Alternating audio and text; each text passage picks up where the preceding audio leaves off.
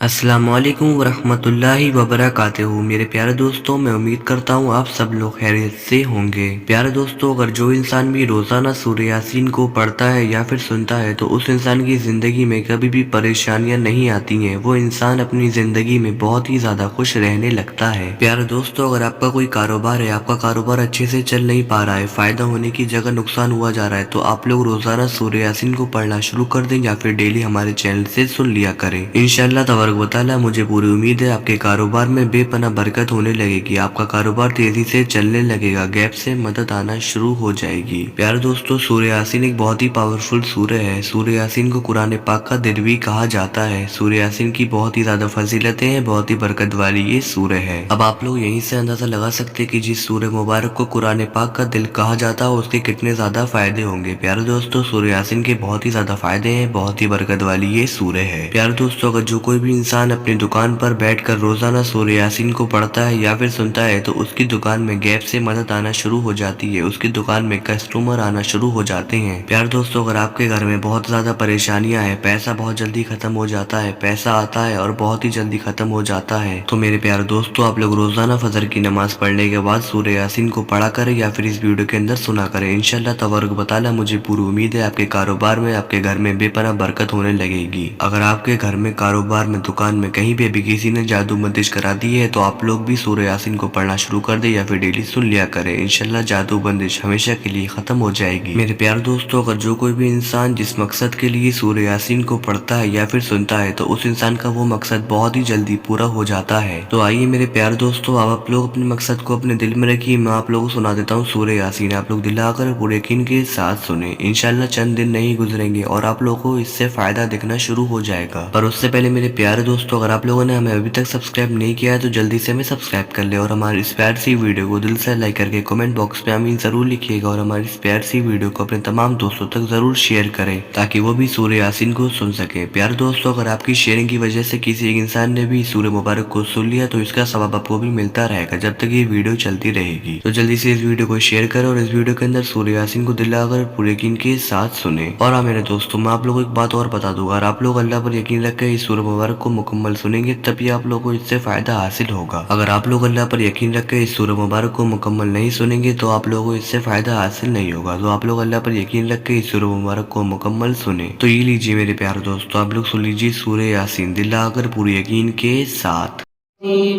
बिस्मिल्लाहिर्रहमानिर्रहीम। यासीन वल क़ुरआनिल हकीम इन्नका लमिनल मुरसलीन अला सिरातिम मुस्तक़ीम तंज़ीलल अज़ीज़िर रहीम लितुन्ज़िर क़ौमन मा उन्ज़िर आबाउहुम फ़हुम गाफ़िलून लक़द हक़्क़ल क़ौलु अला अक्सरिहिम फ़हुम ला युमिनून इन्ना जअलना फ़ी अअनाक़िहिम अग़लालन फ़हिय इलल अज़क़ानि फ़हुम मुक़महून वजअलना मिन बैनि ऐदीहिम सद्दन व मिन ख़ल्फ़िहिम सद्दन फ़अग़शयनाहुम फ़हुम ला युबसिरून वसवाअन अलैहिम अअन्ज़रतहुम अम लम तुन्ज़िरहुम ला युमिनून इन्नमा तुन्ज़िरु मन इत्तबअ अज़्ज़िक्र व ख़शिय अर्रहमान बिलग़ैब फबश्शिरहु बिमग़फ़िरतिन व अज्रिन करीम इन्ना नहनु नुह्यिल मौता व नक्तुबु मा क़द्दमू व आथारहुम व कुल्ल शैइन अहसयनाहु फ़ी इमामिन मुबीन वضرب لهم مثلا أصحاب القرية إذ جاءها المرسلون إذ أرسلنا إليهم اثنين فكذبوهما فعززنا بثالث فقالوا إنا إليكم مرسلون قالوا ما أنتم إلا بشر مثلنا وما أنزل الرحمن من شيء إن أنتم إلا تكذبون قالوا ربنا يعلم إنا إليكم لمرسلون وما علينا إلا البلاغ المبين قالوا إنا تطيرنا بكم لئن لم تنتهوا لنرجمنكم وليمسنكم منا عذاب أليم قالوا طائركم معكم أئن ذكرتم بل أنتم قوم مسرفين وجاء من أقصى المدينة رجل يسعى قال يا قوم اتبعوا المرسلين اتبعوا من لا يسألكم أجرا وهم مهتدون وما لي لا أعبد الذي فطرني فإنه فطرني وإليه ترجعون أأتخذ من دونه آلهة إن يردنا الرحمن لا تغني عني شفاعتهم شيئا ولا ينقذون إني إذا لفي ضلال مبين إني آمنت بربكم فاسمعون قيل ادخل الجنة قال يا ليت قومي يعلمون بما غفر لي ربي وجعلني من المكرمين وما أرسلنا على قومه من بعده من وجود من السماء وما كنا منزلين يا كانت إلا صيحة واحدة فإذا هم خامدون يا حسرة على العباد ما يأتيهم من رسول إلا كانوا به يستهزئون ألم يروا كم أخلقنا قبلهم من القرون أنهم إليهم لا يرجعون وإن كل لما جميع الذين محضرون وآية لهم الأرض الميتة أحييناها وأخرجنا منها حبا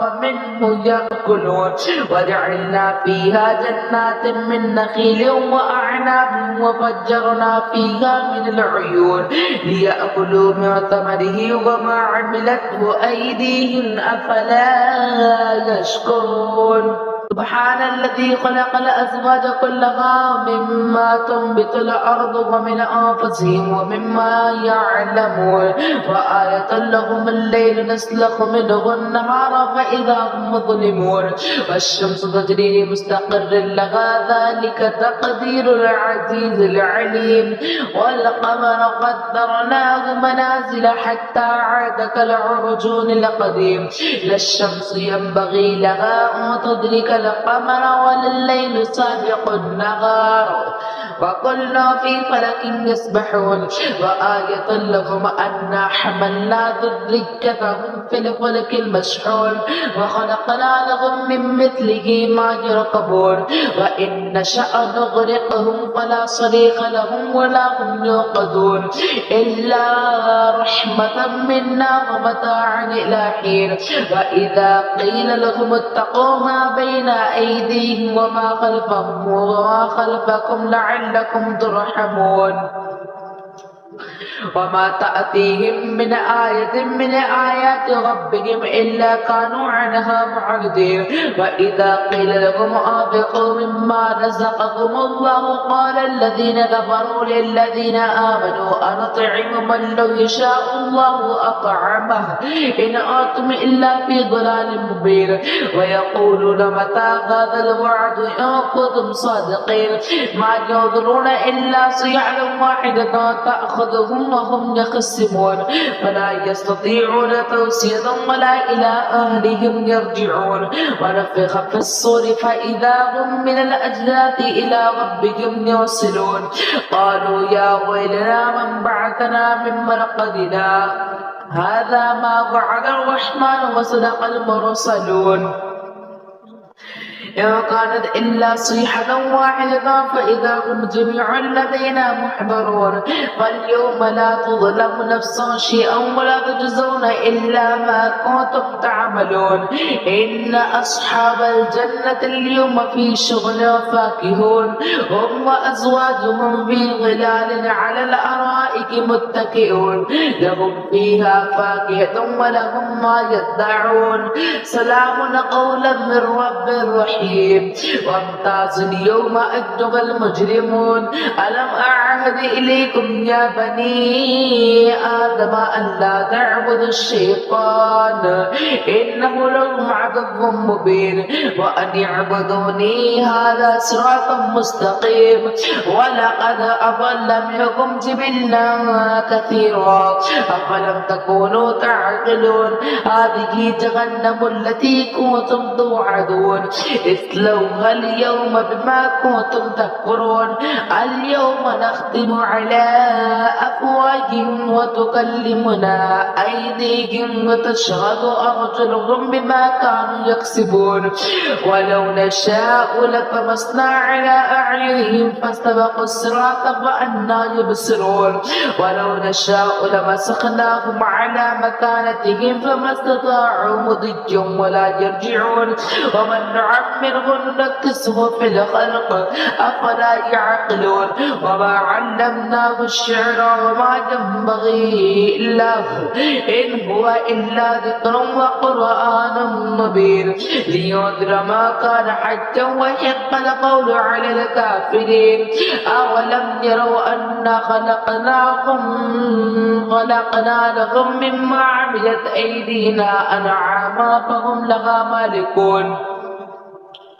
وذللناها لهم فمنها ركوبهم ومنها يأكلون ولهم فيها منافع ومشارب أفلا يشكرون واتخذوا من دون الله آلهة لعلهم ينصرون لا يستطيعون نصرهم وهم